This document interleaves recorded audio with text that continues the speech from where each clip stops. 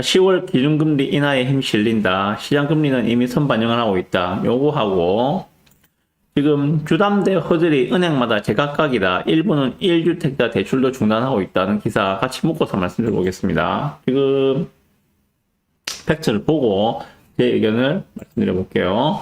자, 보시면 자, 연준에서는 지금 0.5% 기준금리를 인하를 했었죠. 그죠? 미국 연준은 기준금리를 지금 상단을 5.5에서 5로 내려놓은 상황입니다. 그래서 한국은행도 올해 2번 남은 기준금리 결정회의에서 금리를 인하할 것이 확실시된다. 확실시된다. 10월 달에 한 번 있고 11월 달에 한 번 있고 한국의 기준금리를 결정하는 금융통화위원회가 2번 남아 있습니다. 올해 10월 달에 한 번, 11월 달에 한 번. 10월 달은 10월 11일입니다. 다음 주에요. 다음 주 금요일 날 금통위가 열리는데 그때 할지 아니면은 11월 달에 할지. 그렇지만 2번 중에 한 번은 할 거야. 이게 현재 시장의 관측이라고 보시면 됩니다. 당초 시장에서는 한은의 가계부채에 대한 우려로 10월보다는 11월 인하를 점치는 시각이 많았다. 시장에서 그렇게 봤었죠. 이창용 총재가 계속 이야기한 게, 이창용 하는 총재가 계속 이야기했던 게, 지금 수도권의 집값 상승이 좀 부담스럽다. 이런 상황에서 금리까지 인하시켜버리면, 기준금리까지 인하시켜버리면, 오히려 부동산을 더 자극하는 꼴이 되기 때문에, 아무래도 기준금리 인하를 조금 연기하는 듯한 그런 뉘앙스를 많이 풍겨왔습니다. 그렇지만 연준의 빅컷 이후 미국 연준에서 0.5% 기준금리를 인하고 나서 한은의 행보는 조기 인하에 힘을 싣고 있다는 분석이 나오고 있다고 합니다. 다만 이미 시장금리의 기준금리 인하에 대한 기대가 과도하게 선반영된 측면이 있어서 전문가들은 한은에서 실제로 10월 달에 기준금리를 인하한 것이 현실화된다고 하더라도 시장금리는 오히려 반등할 수 있을 것이다 라고 지적을 하고 있다고 합니다. 오는 11일, 10월 11일 다음 주 금요일입니다. 한은 금융통화위원회에서 정책 방향을 결정한 회의를 열고 기준금리 조정 여부를 결정한다 라고 이야기하고 있습니다. 자, 올해 남은 기준금리 인하를 논할 수 있는 금통위가 10월 11일, 11월 28일 2번 남아있다는 이야기입니다. 이 중에서 빠르면 10월 아니면 11월 기준금리 인하를 돌입할 것이다 라고 이야기하고 있습니다. 그리고 어저께입니까? 한은 총재하고 그리고 경제부 총리가 만났었죠. 그죠? 만나가지고 무슨 이야기를 하셨는지 모르겠지만 하여튼 만났습니다.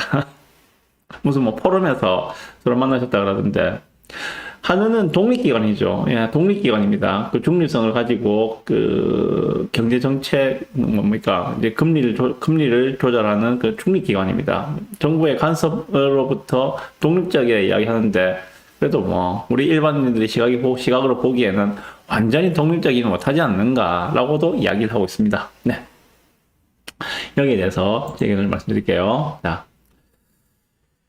다음 주 금요일 날 한국 금통위에서 기준금리를 어떻게 할지를 결정을 하게 됩니다. 10월이냐 11월이냐 그게 우리 부동산 시장에서는 그렇게 크게 중요한 요인은 아닌 것이라고 생각합니다.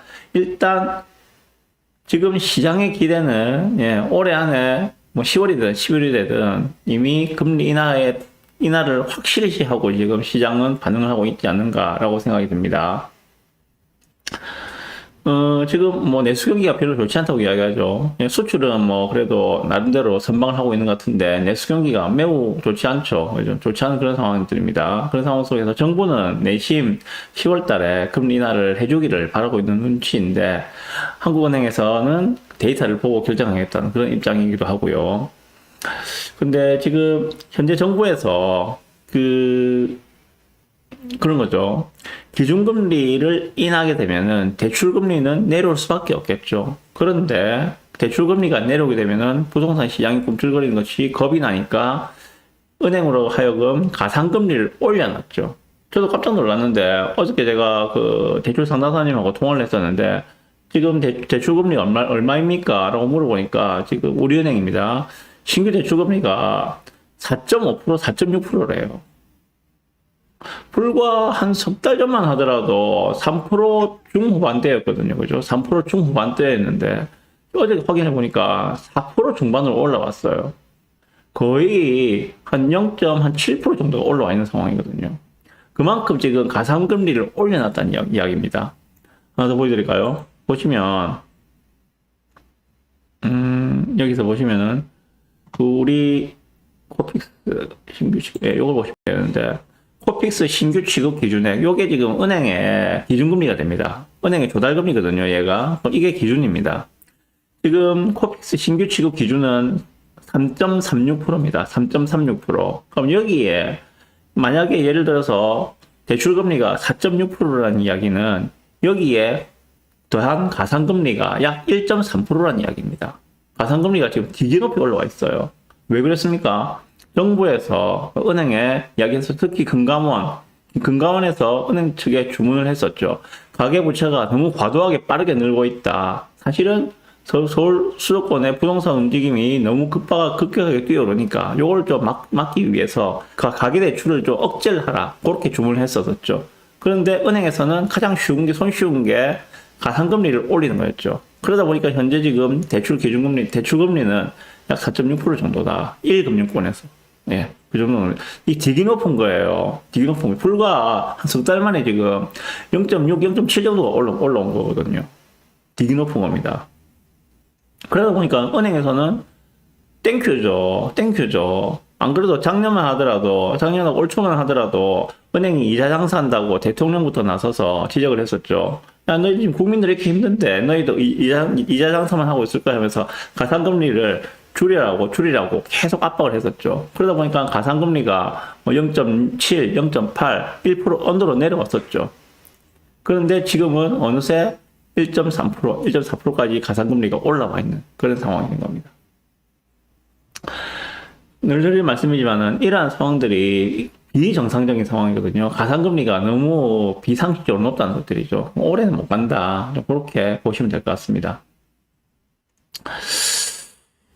그리고 이러한 신규 취급 시에 대출금리가 4.6% 정도로 말씀드렸는데, 이마저도 1주택을 가졌거나 혹은 수도권에 집을 산다고 하면은 아예 안 해주는 그런 상황들이 지금 발생하고 있습니다.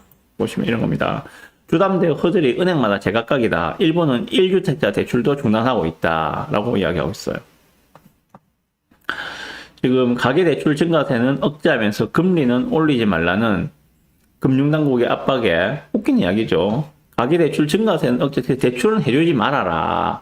그런데 금리는 올리지 말라. 은행 뭐 어떻게 하라는 건지. 그러다 보니까 은행에서는 아예 그러면 다 막아버리는 그런 현상들이 나타나고 있거든요. 보시면 주담대 조건들이 다 달라요. 요 화면이 잘 나와 있던데 보면은, 자 보시면은 지금 국민, 신한, 하나, 우리, 농협 5대 은행이죠. 5대 은행에서 다주택자에 대해서는 국민은행과 신한은행은 대출을 아예 안 해줍니다. 아예 안 해줘요. 그리고 우리은행하고 농협은 수도권에 대해서는 아예 안 해줍니다. 1주택자는 어떠한가? 1주택자 같은 경우에는 국민은행은 수도권에 대해서는 1주택자에게도 대출을 안 해주고 있습니다. 주담대를 안 해주고 있어요. 신한은행은 중단시켰고, 우리은행도 수도권에 대해서는 중단시키고 있습니다. 그리고 주담대의 만기도 지금 30년 다 줄여놨죠, 그죠? 30년. 하나은행 같은 경우에는 40년입니다만은. 그래서 지금 하나은행이 그나마 대출할 때 있어서 지금 현재 가장 유리한 상황이고, 나머지 은행들은 지금 많이 막혀 있다. 이렇게 보시면 됩니다. 그래서 주담대 조건이 은행마다 다 다르다. 그래서 주택을 2채 이상 보유한 다주택자는 시중은행에서 주담대를 받기조차 힘들다. 예, 내가 주택이 2채가 있어요. 예, 서울에 한 채가 있고 부산에 한 채가 있다고 가정을 해봅시다. 그러면은 이 상태에서 내가 추가로 대출을 받는 거는 안 된다는 이야기입니다. 지금 안 해준다는, 다주택자에게는 아예 안 해주고 있다. 예. 1주택자는 상대적으로 주담대를 받기가 쉽지만 은행마다 조건이 다르다라고도 이야기하고 있고요. 그럼 만기 같은 경우에도 지금 기존에 40년에서 50년을 30년으로 확 줄였다. 만기를 줄이면 어떤 효과가 나옵니까? 대출 총량이 한도가 줄어드는 효과가 나옵니다. 예, DSR을 보기 때문에 그렇습니다. 거기에다가 주담대를 주택 구입 목적이 아니라 생활 안정 자금으로 받는 것도 주담대를 받는 것도 어려워졌다. 예, 어쨌든 지금 상황은 대출을 완전 꼭꼭 묶어 놓고 있는 그런 상황들입니다. 네. 대출을 막는 거는 정말 강력한 무기거든요. 예, 강력한. 솔직히 뭐, 은행에서 돈을 빌리지 않으면은 집을 살 수가 없잖아요. 예. 현금을, 그 말은 현금을 쌓아놓고 있는 현금 부자만 살 수 있다는 이야기잖아요. 그렇지 않고 은행에서 대출을 이렇게 해서 집을 사고자 하는 사람들은 그냥 손가락만 빨고 있어야 된다. 뭐 이런 이야기가 되겠죠. 여기에 대해서 의견을 말씀드리면, 원래 연말로 가면은 대출이 쉽지가 않습니다. 보통 10월달, 11월달 되면은 그 한 해에 대출이 총량이, 은행에서 계획했던 대출 총량이 다 소진되기 때문에 그 뒤부터는 대출이 잘 안 나오는 게 뭐 일반적인 모습이라고 보시면 됩니다. 그런데 이번에는 정부의 규제로 좀 더 심하게 나타나고 있는 양상들이다. 그래 보시면 될 것 같고요. 그래서 지금 집을 매수를 고민하시는 분들, 대출을 내야겠다고 고민하시는 분들은 지금은 시기가 정말 안 좋습니다. 금리도 되게 높고요. 앞에 말씀드렸잖아요. 4.6%라고. 지금 하지 마시고 내년도 1월 달에 신청해서 2월 달에 실행하시는 걸로 자금 운용 계획을 좀 조정을 해보시는 게 어떨까라고 말씀드립니다. 지금 10월 달이잖아요, 그죠? 그러면은 만약에 지금 계약을 한다 칩시다. 내가 뭐 A라는 아파트 하나 사고 싶어요. 그러면은 지금 계약을 합니다. 그럼 잔금 조건을 2월 달로, 내년 2월 달로 만드시라는 이야기예요. 11, 12, 1, 2, 넉 달 정도잖아요, 그죠? 보통 뭐 2개월, 길어봤자 3개월 안에 잔금을 치는 게 일반적인데 지금 같은 상황에서 대출이 만약에 잘 안 나오면은 큰 낭패를 볼 수가 있기 때문에 매도자분께 잘 말씀드리더라도 일단 내년도 2월 달에 대출을 실행해서 잔금을 치는 걸로 그럼 계획을 잡아보셔라. 그렇게 좀 조언을 드리고 싶습니다. 1월 달에, 내년도 1월 달 되면 이제 다시 그 대출 전체 총량들이 은행마다 리셋이 되기 때문에 그때 신청을 받고 2월 달에 대출을 시작한다면은 적어도 한국의 기준금리는 내려가 있을 것이고, 그리고 높아진 가상금리가 계속 유지될 가능성은 크지 않기 때문에 지금보다 좀 더 유리한 상황에서 대출을 받으실 수가 있을 것이다. 이렇게 말씀을 드려봅니다. 네. 전체적으로 지금 드리고 싶은 말씀 그런 겁니다. 자, 한국도 드디어 금리 인하로 들어가게 됩니다. 그 스타트 지점이 10월 달이 될지 11월 달이 될지는 모르겠지만 그것은 그렇게 중요하지가 않습니다.